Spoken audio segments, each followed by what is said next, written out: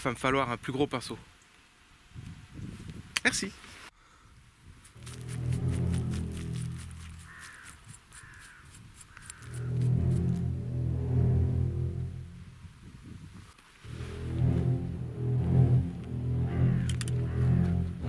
Un requin. Il y a un requin dans la carrière. Il y a un requin dans la carrière! Sortez! Sortez de la carrière! Sortez!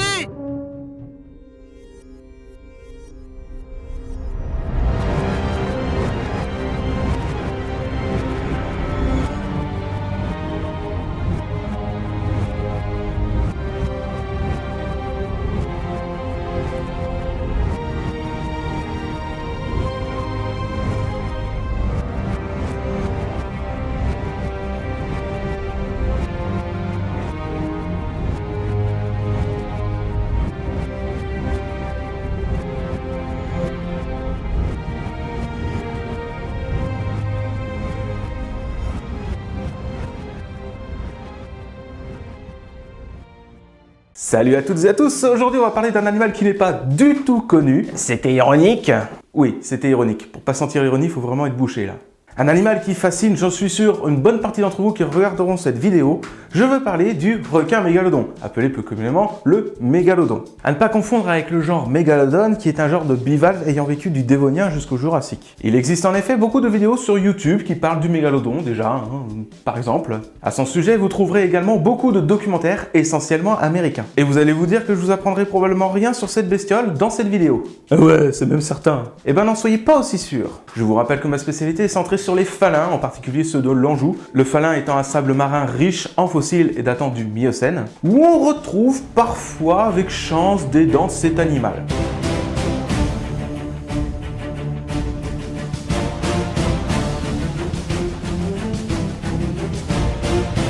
Oui, j'en ai retrouvé quelques-unes, oui. Donc forcément, cette espèce m'est assez familière. D'ailleurs, on boit souvent des coups ensemble le samedi soir. Alors, quels sont les restes que l'on retrouve? Bah, comme vous avez pu le voir, essentiellement des dents, des petites, des moyennes, des grandes, voire des énormes. Je parle de la dent, voyons. Parfois aussi des vertèbres qui lui sont attribuées, dont je mettrai un énorme bémol dessus. Parce que ces vertèbres sont bien attribuables à des poissons au sens large, évidemment. Mais de là à dire que c'est du mégalodon, je trouve ça un petit peu osé. Sous prétexte qu'elles sont grandes, c'est forcément du mégalodon. Non, ça pourrait être des vertèbres de requin grande gueule, de requin baleine par exemple. C'est comme si je retrouvais dans les phalins une carapace de crabe honteux et que je retrouvais des pinces complètement désarticulées en dehors de la carapace. Ça, je peux dire que c'est une nouvelle espèce, et ça, je peux pas dire que c'est exactement la même espèce, parce qu'elles sont pas connectées ensemble. En paléontologie, il est interdit, rigoureusement interdit de faire ce genre de choses. On est obligé de donner un nom d'espèce pour la carapace et un nom d'espèce pour la pince de crabe, à moins de retrouver un spécimen complet. Et ben il en va de même pour le mégalodon. La publication originale dont on va parler tout à l'heure est concentrée sur des dents et non sur des vertèbres. Ça veut dire que pour les dents, vous pouvez dire que c'est du mégalodon, mais pour les vertèbres, vous n'avez pas le droit de dire que c'est du mégalodon. Vous êtes obligé de donner une nouvelle espèce pour les vertèbres. À moins un jour de retrouver évidemment un squelette complet de mégalodon, ce qui n'est pas de mal la veille. Alors on retrouve des restes de mégalodon en France, en Belgique, en Hongrie, Floride, Californie, Chili, Pérou, Cuba, Jamaïque, en Inde, en Australie, la Nouvelle-Zélande, le Japon, les îles Canaries, Malte, Porto Rico, etc., etc. Je trouve pas etc., etc. sur la carte. Les restes de mégalodon se retrouvent essentiellement dans des sédiments traduisant un environnement plutôt côtier, peu profond et plutôt chaud. Comme on la retrouve à peu près partout sur tous les continents, on pourrait dire que c'est une espèce plutôt migratrice, un peu comme le grand requin blanc actuel, avec une petite différence sur laquelle je reviendrai un peu plus tard. La période de diversité du mégalodon s'étend d'environ 23 millions d'années jusqu'à 2,6 millions d'années, voire 2 millions d'années, voire 1,6 million d'années, voire 14 000 ans, voire pas du tout éteint.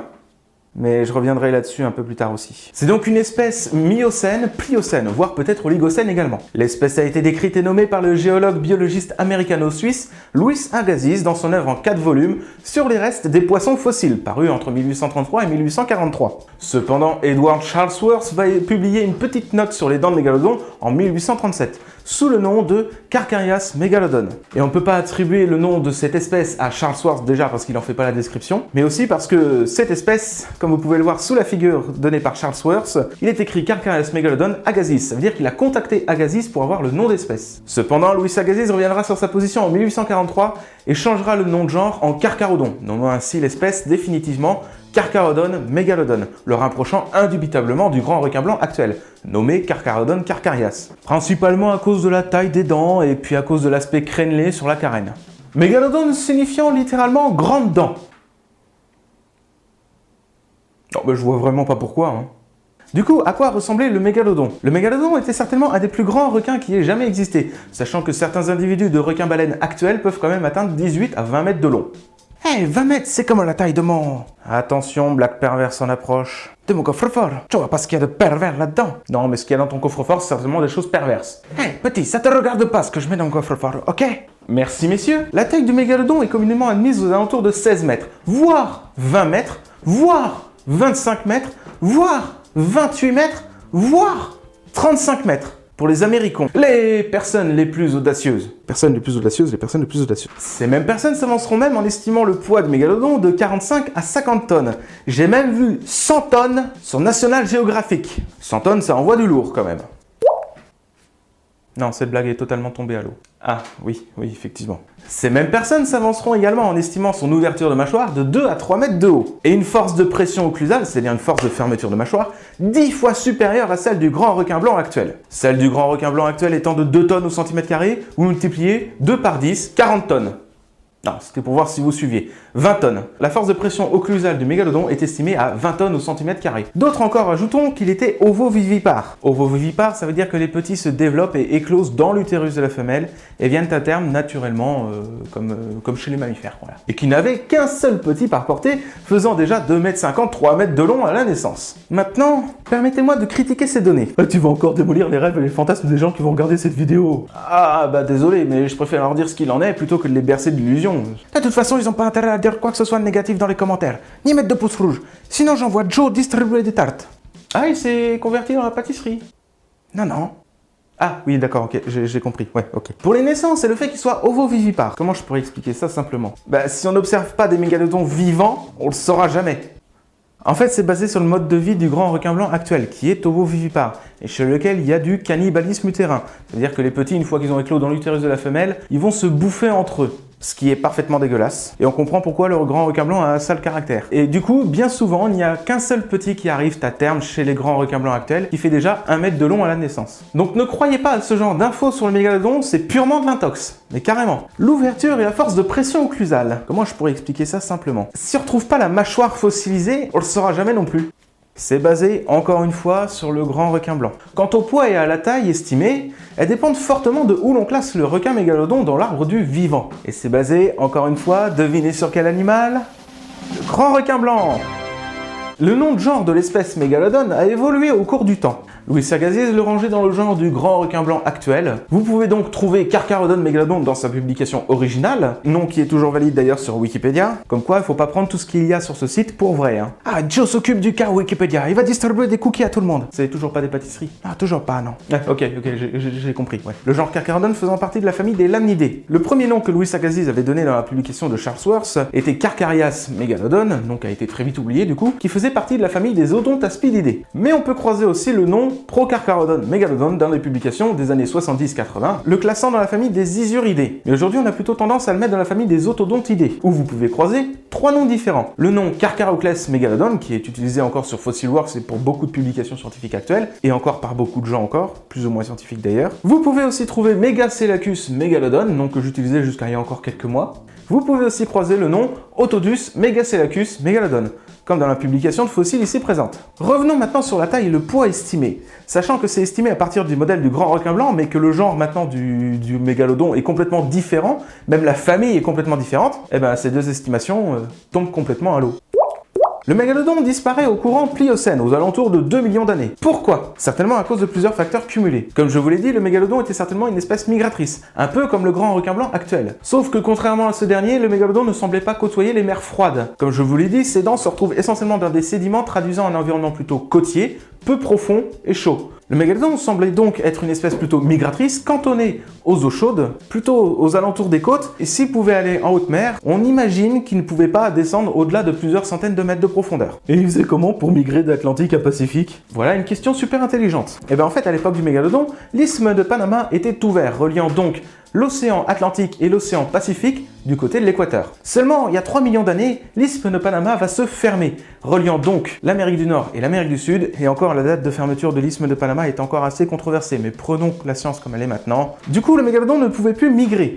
Déjà, c'est un mauvais point pour lui. Autre chose aussi, c'est que la fermeture de l'isthme de Panama va avoir des conséquences sur les courants océaniques globaux de la planète. La fermeture de l'isthme de Panama va donc contribuer à un refroidissement global des océans, défavorable au mégalodon. Mais il y a un autre facteur qui a pu contribuer à sa disparition. La nourriture d'un mégalodon est essentiellement composée de vertébrés, des requins, des dugongs, des baleines à dents, et quand il est adulte, on imagine qu'il mange très bien des baleines à fanon, des mysticètes, en particulier des baleines de la famille des cétothéridés. Et ces dernières disparaissent courant Pliocène également. Il existe cependant une espèce actuelle, la baleine pygmée, qui est potentiellement une cétothéridée. Des études scientifiques sont en cours, prenons la science comme elle l'est maintenant. Quand bien même que de toute façon la baleine pygmée soit une cétothéridée, une seule espèce ne suffirait pas à assouvir la faim des mégalodons.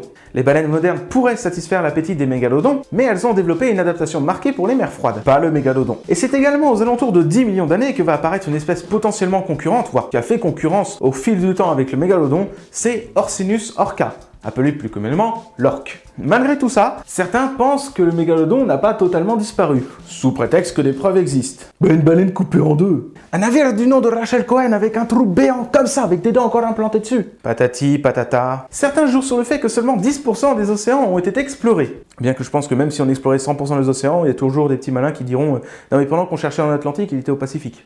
Mais bon. Certains diront qu'il vit actuellement dans les abysses. D'autres encore diront qu'à la star du sélacanthe, dont on n'avait que des fossiles jusqu'à il y a quelques années, ils disent que forcément on en repêchera un jour, comme le sélacanthe. Sauf que ce que les gens ignorent, c'est que le sélacanthe actuel n'a rien à voir avec les sélacanthes fossiles. Bon, quelques ressemblances, mais le nom de genre de l'espèce actuelle qui est Latimeria, je crois, est apparu courant Holocène. Et pour les abysses, je pense que les gens ignorent complètement que c'était une espèce côtière. Peut-être qu'il se cache, on n'en sait rien. Bah, le fait qu'il se cache démontre déjà une volonté de pas se montrer. Vous allez me dire ce que vous en pensez, mais moi je pense qu'un requin s'en fout complètement de se montrer ou non à Homo sapiens. Puis se cacher dans les profondeurs abyssales, mais ça démontrerait qu'il se serait soudainement adapté à un environnement devenu hostile pour lui. Les températures y sont largement plus basses, la salinité est différente, le taux d'oxygène est plus bas, la pression est colossale et la luminosité est nulle. Pour repérer les proies, c'est pas évident. D'ailleurs, parlons-en des proies. Qu'est-ce qu'il pouvait y avoir d'énorme dans les abysses pouvant assouvir la faim du mégalodon? À part des cachalots qui y descendent de temps en temps pour bouffer des calamars géants qui sont plus rarissimes qu'autre chose, la plupart des proies sont petites. L'évolution n'est pas une décision volontaire et contrôlée par une espèce, une population ou un individu. C'est pas genre le mégalodon va se réveiller un jour, les océans se refroidissent et l'humanité va apparaître, il faut que j'aille vivre quelque part où on me trouvera jamais. Dans les abysses, ça me semble bien. Donc faut que je m'adapte. Non, l'évolution est un phénomène qui prend du temps et qui surtout échappe à tout contrôle. Alors ne croyez pas ce que les médias, ce qu'Internet, ou même des articles scientifiques ou moins scientifiques d'ailleurs, peuvent vous raconter au sujet du mégalodon. On ne retrouve que les dents. Et pour classer une espèce à partir de dents dans l'arbre du vivant, mais c'est hyper complexe. On n'est même pas d'accord sur le nom de genre, on n'est même pas d'accord dans la famille dans laquelle le mettre. Et vous imaginez pas à quel point ces deux données sont hyper importantes pour déduire des choses ensuite. Donc déduire des choses comme la taille, le poids, l'ouverture de la mâchoire, la force de pression occlusale ou la reproduction, mais ces données sont vraiment à prendre avec beaucoup, mais alors beaucoup de précautions et avec beaucoup d'esprit critique. En gros, t'es en train de nous dire que tout ce qu'on sait ou croyons savoir au sujet du mégalodon est faux. En partie, oui. C'est un animal qui est très connu par les scientifiques et par le grand public. Et beaucoup de choses circulent à son sujet. Des choses vraies, des choses fausses, et des choses purement américaines. Fantaisistes. Fantaisistes, pas américaines. Fantaisistes. Et finalement, quand on fait la synthèse de tout et qu'on a un regard plutôt critique sur tout ce qu'on nous dit, ça nous montre que on sait pas grand chose de lui en fait. Et qu'est-ce qu'on sait de lui alors? Que c'était un requin à grandes dents, un très grand requin, un plus grand que grand requin blanc, oui c'est assez certain, mais vous dire une taille avec exactitude, ce n'est pas possible. Et pour le poids, c'est encore plus impossible de déduire quelque chose là-dessus. Regardez, même pour les sauropodes pour lesquels des fois on a des squelettes quasi complets, on n'est pas foutu de mettre un poids définitif dessus. On a toujours des choses qui vont de 35 à 78 tonnes. C'est énorme. Je vous conseille d'ailleurs l'excellente vidéo de Stop Science sur le poids des sauropodes, je vous mettrai le lien dans la description. D'ailleurs justement, parlons-en des sauropodes. D'après vous, lequel de ces deux dinosaures, parmi les sauropodes, était le plus gros? Ah, c'est vrai, vous pouvez pas répondre. Beaucoup diront que c'est cette dent-là qui appartenait au plus gros dinosaure. Ceci est une dent de Camarasaurus, et ceci est une dent de Rebachisaurus. Rebachisaurus était certainement le plus long, mais le plus léger, et Camarasaurus était le plus court, mais le plus lourd. Vous voyez, à partir de dents, on peut pas déduire grand-chose finalement. C'est des moulages, vous inquiétez pas. Alors vous estimez la taille et le poids à partir de dents pour un requin dont on retrouve jamais le squelette complet, c'est impensable et inimaginable. Qu'est-ce qu'on sait d'autre sur son sujet? Bah, que c'était une espèce qui vivait dans les environnements plutôt côtiers, peu profonds et plutôt chauds. En Anjou, par exemple, la profondeur ne devait pas excéder 50, allez, gros maximum 100 mètres. Et la température de l'eau devait avoisiner les 20-25 degrés. Donc ses proies d'autres requins, des dugongs, des baleines à dents, pour un mégalodon plutôt de petite taille, hein, quand il est jeune, admettons.